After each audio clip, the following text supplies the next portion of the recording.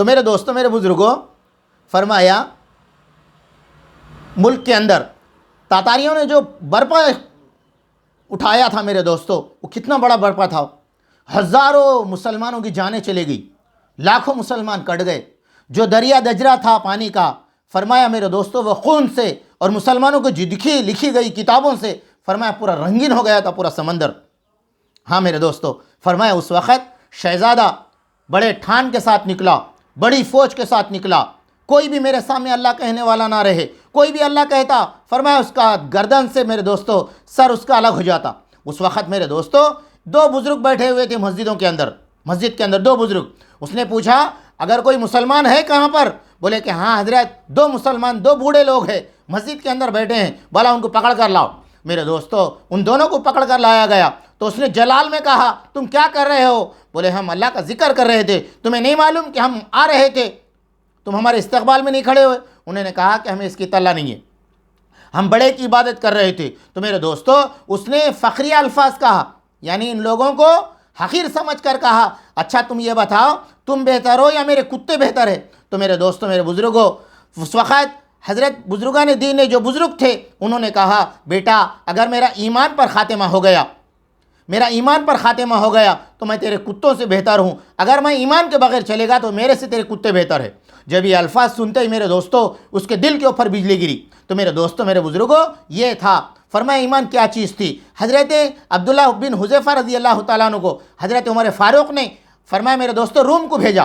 روم کے بادشاہ نے جب ان کو پکڑ لیا میرے دوستو حراست میں لے لیا، اس وقت بادشاہ کے دربار میں لے کے گئے، روم کا بادشاہ بیٹھا ہوا ہے، دربار میں لے کے گئے حضرت عبداللہ بن حذیفہ رضی اللہ تعالیٰ عنہ سے۔ اس نے پوچھا تم ہماری عیسائیت کو قبول کر لو ہم تمہیں چھوڑ دیں گے۔ تو میرے دوستو میرے بزرگوں انہوں نے کہا کہ میں ایمان نہیں چھوڑ سکتا۔ تو میرے دوستو اس نے کہا ہم تمہیں بادشاہ بنائیں گے اور بہترین عورت سے تمہاری شادی کر دیں گے، ہم تمہیں دولت بھی دے دیں گے، 3 ڈیمانڈ رکھا۔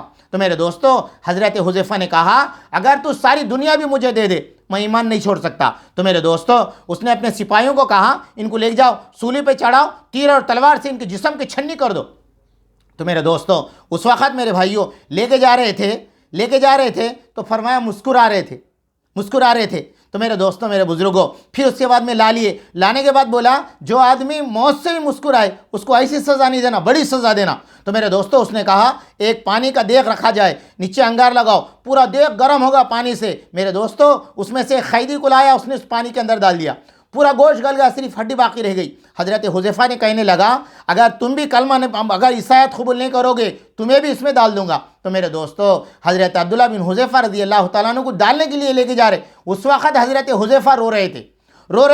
تو میرے دوستو میرے بزرگوں فرمایا لوگوں نے آ کے بادشاہ سے کہا کہ حذیفہ جو ہے موت کے ڈر کی وجہ سے رو رہے ہیں۔ تو میرے دوستو اس وقت روم کا بادشاہ نے حضرت حذیفہ سے پوچھا کیا موت کے ڈر سے رو رہے ہو؟ تو میرے دوستو اس وقت حضرت عبداللہ بن حذیفہ نے کہا میں موت کے ڈر سے نہیں رو رہا ہوں بلکہ اس وجہ سے رو رہا ہوں اللہ نے مجھے ایک جان عطا فرمایا، اگر ایسے میرے جسم کے جتنے بال ہیں اتنے جان عطا کرتا میں ایک ایک کر کے اللہ کے راستے میں قربان کر دیتا۔ تو میرے دوستوں میرے بزرگوں بادشاہ نے کہا اچھا تم میری پیشانی کو بوسہ دے دو میں تمہیں چھوڑ دوں گا۔ اس نے کہا مجھے نہیں چھوڑنا بلکہ پوری جماعت کو چھوڑ دینا۔ تو میرے دوستو حضرت عبداللہ بن حذیفہ نے اس بادشاہ کی پیشانی کو بوسہ دیا، فرمایا اس نے پوری فوج کو چھوڑ دیا۔ جب عمر فاروق کے پاس یہ کارگزاری آئی، عمر فاروق رضی اللہ تعالیٰ عنہ اپنی جگہ سے اٹھے، حضرت حذیفہ رضی اللہ تعالیٰ عنہ کو پیشانی کو بوسہ دیا، کہا تم نے ساتھیوں کو معجزانہ طرح چھٹا کر لایا ہے۔